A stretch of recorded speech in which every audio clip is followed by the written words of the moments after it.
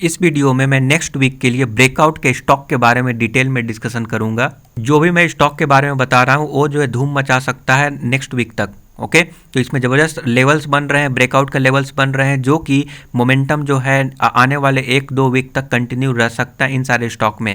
तो इस पर आप नज़र बनाए रखेंगे। तो मैं उसका चार्ट एनालिसिस करके आपको मैं डिटेल में बताऊंगा कि कौन कौन से लेवल है, किस लेवल पे बाई करना है और कौन सा स्टॉप लॉस होगा, सब कुछ डिटेल में।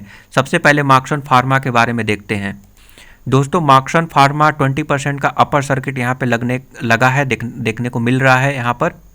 और कोई भी स्टॉक अगर अपर सर्किट लग जाता है, एक बार मोमेंटम बन जाता है, तो ये मोमेंटम आने वाले 1-2 वीक तक बना रहता है। ओके, तो ऐसा नहीं है कि एक बार भाग गया 20% तो अब नहीं भागेगा, ऐसा कुछ भी नहीं है। मोमेंटम एक बार बन गया तो आगे भी ये मोमेंटम कंटिन्यू रह सकता है। तो चलिए अब चार्ट एनालिसिस करके जानने का प्रयास करते हैं कि क्या यहाँ पे लेवल्स बन रहे हैं।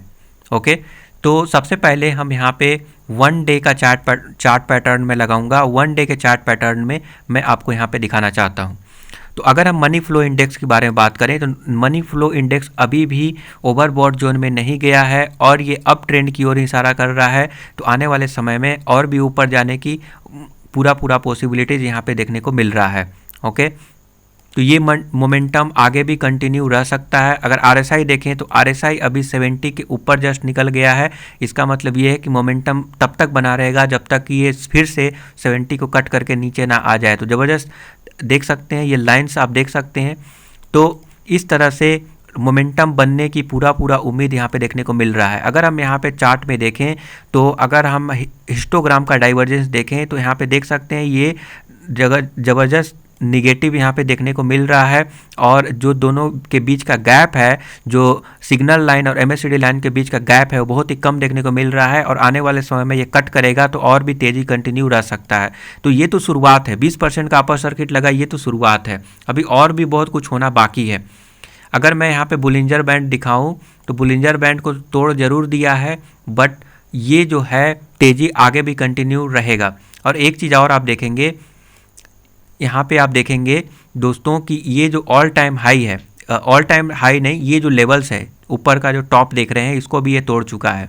दोस्तों, यहाँ पे आप नोटिस करेंगे तो इस ट्रेंड लाइन को जो मैं ट्रेंड लाइन ड्रॉ किया हूँ, इसको बहुत ज़बरदस्त तरीक़ा से यहाँ पे रेजिस्टेंस फेस कर रहा था, बट इसको इतने अच्छे से तोड़ा है और ज़बरदस्त मोमेंटम के साथ तोड़ा है। यहाँ पे आप देख रहे हैं, यहाँ पे वैल्यूम देखिए, ज़बरदस्त वैल्यूम के साथ तोड़ा है। तो ये जो रफ्तार है, ये जो तेज़ी है, वो आगे भी कंटिन्यू हो सकता है। हो सकता है कि कल के डेट में जब मार्केट ओपन होगा तो थोड़ा बहुत प्रॉफिट बुकिंग मिल सकता है, बट उससे आपको घबराना नहीं है क्योंकि यहाँ पे मोमेंटम बन गया है। तो ये मोमेंटम आगे भी कंटिन्यू रह सकता है। तो ये ज़बरदस्त ब्रेकआउट का स्टॉक है और ज़बरदस्त तेज़ी, अभी अच्छा खासा स्कोप बाकी है, अभी और तेज़ी होना बाकी है। ये हुआ मार्क्सन। अगला स्टॉक है दोस्तों टाटा स्टील। टाटा स्टील को देखते हैं। अगर रिसेंट परफॉर्मेंस के बारे में बात करें तो यहाँ पे 4.37% का ज़बरदस्त जंप यहाँ पे देखने को मिला था। तो ये जो है ट्रेंड आगे भी कंटिन्यू रह सकता है। बहुत ही ज़बरदस्त मोमेंटम देखने को मिल रहा है और लेवल्स बन रहे हैं। चार्ट पे जंप करते हैं और उसको डिटेल में समझते हैं। दोस्तों, अगर मनी फ्लो इंडेक्स देखें तो अभी भी ओवरबॉट जोन में नहीं गया है और अभी और भी ज़्यादा स्कोप बाकी है, अप ट्रेंड की ओर जाने की प्रयास कर रहा है। और यहाँ पे रिवर्सल भी, यहाँ से अगर RSI देखें तो ये भी रिवर्सल की ओर इंडिकेशन दे दिया है, ओवरबॉट जोन में नहीं गया है अभी भी। ये तो राइट टाइम है बाई करने का। उसके बाद अगर हम देखें तो MACD के बीच के गैप, सिग्नल लाइन और MACD के बीच का जो लाइन है, बीच का जो गैप है, वो कम होते हुए देखने को मिल रहा है और भी फर्दर तेज़ी यहाँ पे हो सकता है। ये तो ठीक है, ये सारे इंडिकेटर जो मैं बताया तो इंडिकेट कर ही रहे हैं। उसके साथ साथ सपोर्ट एंड रेजिस्टेंस भी उसका साथ दे रहा है। सबसे प्लस पॉइंट यहाँ पे ये है। सपोर्ट और रेजिस्टेंस में अगर हम देखें तो इस ट्रेंड लाइन को देखिए, यहाँ पे देखिए, इस ट्रेंड लाइन को अगर मैं डिटेल में अगर मैं आपको दिखाने का प्रयास करूं तो इस लेवल पे रिजेक्ट हुआ था, उसके बाद इस लेवल पे रिजेक्ट हुआ था और यहाँ पे क्लियर कट ब्रेकआउट दिख रहा है। तो मुझे लगता है कि ये तो राइट टाइम है दोस्तों, ये तो राइट टाइम मुझे लगता है। ओके, क्योंकि ये देखिए ट्रेंड लाइन को ये ब्रेक किया हुआ है, एकदम ब्रेकआउट तो क्लियर दिख रहा है। अगर पॉजिटिव स्टार्ट होता है कल के डेट में तो यहाँ पे तेज़ी देखने को मिल सकता है। ओके, और दोस्तों इसके अलावा मैं अगर 1 वीक का चार्ट पैटर्न दिखाऊं, तो 1 वीक के चार्ट पैटर्न में देखेंगे कि ये जो मैं ट्रेंड लाइन ड्रॉ किया हूँ, इस ट्रेंड लाइन पर ज़बरदस्त रेजिस्टेंस का सामना कर रहा था। देखिए इस जगह पे रेजिस्टेंस का सामना हुआ, इस जगह पे रेजिस्टेंस का सामना हुआ और इसको ज़बरदस्त तरीक़ा से तोड़ दिया।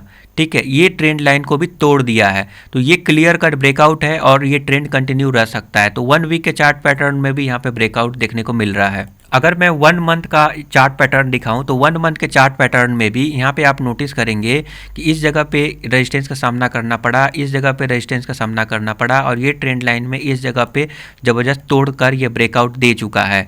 तो ये जो ब्रेकआउट है ये कंटिन्यू रह सकता है। ऐसा नहीं है कि ये ब्रेकआउट ऐसा नहीं है कि एक बार भाग गया तो अब ये कंसोलिडेट करेगा, नहीं।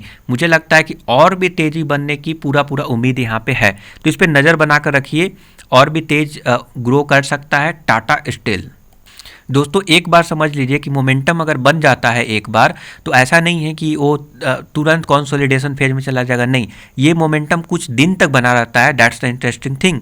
नाउ किस लेवल पे बाई करना है, तो टाटा स्टील को बाई करना है 1160 के लेवल पे। अगर पॉजिटिव स्टार्ट होता है 1160 पे बाई कर लीजिए। 1-2 दिन के कंसोलिडेशन से घबराइए मत, क्योंकि ये जो मैं मोमेंटम ट्रेडिंग के हिसाब से मैं बता रहा हूँ 1 से 2 दिनों तक तेज़ी बन सकता है, तो उसमें 1-2 दिन का गिरावट कभी भी हो सकता है, तो उससे आपको घबराना नहीं चाहिए। स्टॉप लॉस लेना है 1141 को और बाई करना है इस लेवल को। अगला स्टॉक है यहाँ पे सेल। दोस्तों अगर सेल के बारे में बात करें तो ज़बरदस्त न्यूज़ मीडिया में भी जो न्यूज़ लोग देते हैं वहाँ पर भी पॉजिटिव न्यूज़ देखने को मिल रहा है। और यहाँ पे आप नोटिस करेंगे कि मनी फ्लो इंडेक्स अभी भी ओवरबॉट जोन में नहीं गया है। RSI वैल्यू अभी यहाँ पे देख सकते हैं 60 के करीब, 60 से ऊपर कट करके गया है, मोमेंटम की ओर पूरा इशारा कर रहा है। MACD लाइन अगर हम देखें तो ये सिग्नल लाइन को MACD लाइन यहाँ पे कट करके ऊपर की ओर जाते हुए दिख रहा है। अभी कट नहीं किया, it is a right time to buy. ये जैसा कि आपको पता है कि अगर ये कट जाता है और अप ट्रेंड की ओर इशारा देखने को यहाँ पे मिलेगा।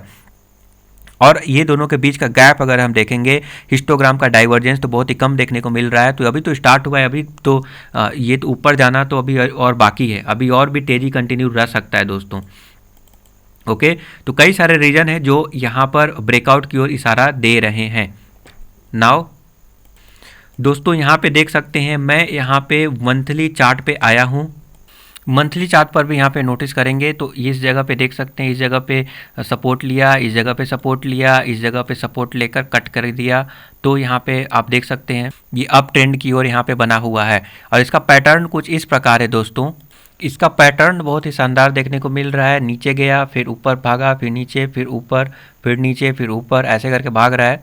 तो यहाँ पे आप नोटिस करेंगे कि जो ट्रेंड है वो शानदार निकल के आ रहा है और उसी तरह से यहाँ पर भी वही हुआ। यहाँ पे नीचे आया और यहाँ पे इस जगह पे ब्रेकआउट सपोर्ट लेकर ब्रेकआउट भी दे चुका है। तो दोस्तों यहाँ पे क्लियर कट ब्रेकआउट है और मुझे लगता है कि यहाँ पे आपको स्टॉप लॉस 122 का लेना चाहिए, क्योंकि इस लेवल पे बहुत लंबे समय तक कंसोलिडेट किया था। तो 122 बेहतरीन लेवल है स्टॉप लॉस का। इस जगह पे आप स्टॉप लॉस ले लीजिए और ये मोमेंटम का आनंद उठाइए। ये कल अगर पॉजिटिव स्टार्ट होता है तो कंटिन्यू रह सकता है और मुझे लगता है कि कहीं ना कहीं 144, ये जो मैं फिबोनाची रिट्रेसमेंट ड्रॉ किया हूँ, 144 के आसपास ये प्राइस पॉइंट जाएगा, एटलीस्ट वहाँ तक तो जाना चाहिए। और मुझे ऐसा लगता है कि इसको तोड़ देगा। ये जो देख रहे हैं ना, ये जो कैंडल, इसको तोड़कर और भी तेज भागेगा। बट एटलीस्ट मैं थोड़ा कंजर्वेटिव भी सोचता हूँ। ऐसा नहीं है कि मैं एकदम से डबल हो जाएगा, ट्रिपल हो जाएगा, 20 गुना करोड़पति, ऐसा कुछ भी नहीं है। मैं थोड़ा रियलिस्टिक व्यू को देखकर और थोड़ा कंजर्वेटिव व्यू को देखकर मैंने टारगेट यहाँ पे सेट किया हुआ हूँ। ओके, 144 का। हालांकि और भी ज़्यादा ग्रोथ होने की मुझे पूरा पॉसिबिलिटीज यहाँ पे देखने को मिल रहा है। क्वार्टर रिजल्ट बेहतरीन आया था और फाइनल डिविडेंड भी सेल ने प्रोवाइड किया है। हालांकि डिविडेंड यील्ड कम है। जो भी मैं स्टॉक बता रहा हूँ ये स्विंग ट्रेडिंग के लिए, लॉन्ग टर्म किसी भी तरह का लालच में ना आइए, ये मेरा रिकमेंडेशन रहेगा। किसी बिना विदाउट इमोशन आपको यहाँ पे प्ले करना है और सही समय पे निकल जाना है। निकलना कब है? जब यहाँ पे जैसे बाइंग का सारे सिग्नल बाई की ओर इशारा कर रहे हैं, उसी टाइप से सारे सिग्नल सेल की ओर इशारा करने लगेंगे, वहाँ पे आप सेल करके निकल जाएंगे। ओके, हालांकि मैंने यहाँ पे स्विंग ट्रेडिंग के लिए जो मैं स्टॉक 14 से 18 तारीख के लिए मैं एक जो स्टॉक बताया हूँ, सेल के बारे में यहाँ पर ही जिक्र किया था इस वीडियो में। तो डिटेल में जानना है तो ये 8 मिनट का टोटल वीडियो है, उसको देख लीजिए। अगला स्टॉक है मोतीलाल ओसवाल। अगर मैं यहाँ पे मनी फ्लो इंडेक्स देखें तो ये भी अप ट्रेंड की ओर इशारा कर दिया है और अब ओवरबॉट जोन में भी नहीं गया है। RSI वैल्यू भी अप ट्रेंड की ओर इशारा कर दिया है, ओवरबॉट जोन में नहीं गया है। और MACD अगर हम देखें तो MACD भी जो दोनों के बीच का गैप है, जो MACD लाइन और सिग्नल लाइन, जो यहाँ पे रेड लाइन देखने को मिल रहा है, दोनों के बीच का गैप जो है अब कम होते हुए दिख रहा है।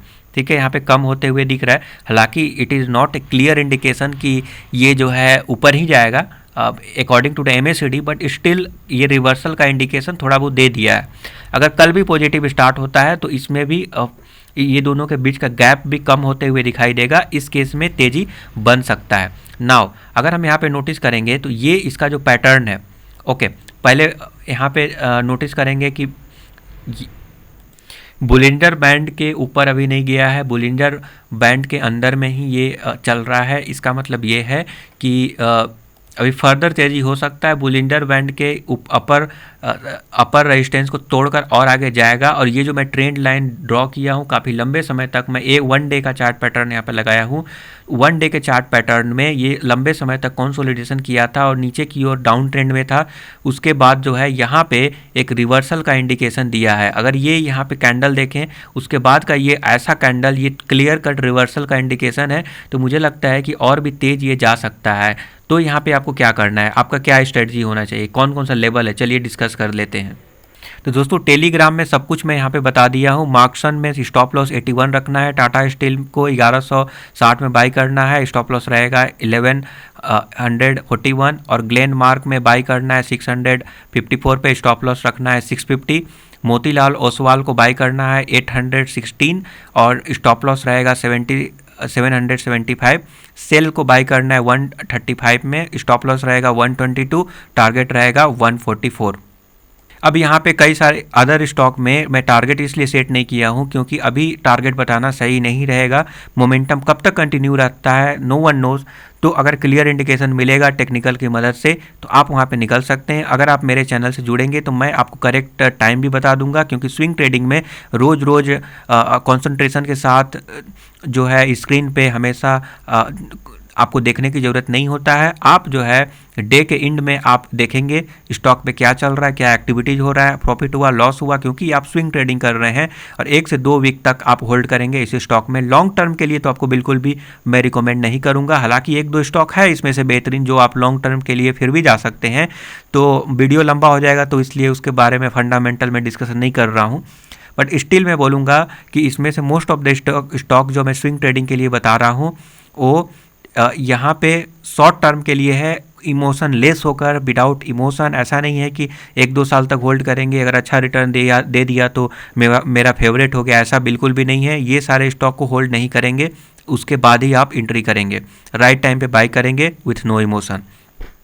अगर आपका टारगेट आपको लगता है कि 144 यहाँ पे मैं टारगेट दिया हूँ, तो हालांकि मैं कंजर्वेटिव ही देता हूँ थोड़ा, बट स्टिल अगर आप लगता है तो आप जो है यहाँ पे 140 पे बुक, 143 पे बुक कर ले प्रॉफिट, तो ये कीजिए। ओके, नाउ सबसे इम्पॉर्टेंट स्ट्रेटजी कि जो भी मैं यहाँ पे स्टॉक दिया हूँ ना दोस्तों, जो भी मैं स्टॉक दिया हूँ, इन सारे स्टॉक में आप स्टॉप लॉस लेकर एंट्री कर जाइए। सारे में क्या होगा ना, देखिए बैड न्यूज आएगा तो सारे इफेक्ट हो जाएंगे, फिर सब में गड़बड़ है। बट अगर मान लीजिए कि 1-2 उसमें से फेल भी होता है ना, तो बाकी सब अच्छा रिटर्न दे देंगे। ठीक है, अब मान लीजिए कि एक फेल हो गया तो कुछ भी हो सकता है, टेक्निकल ऐसा थोड़ी है कि फेल नहीं होता है, ऑफ कोर्स होता है, कोई भी 100% तो सियोरिटी यहाँ पे नहीं है।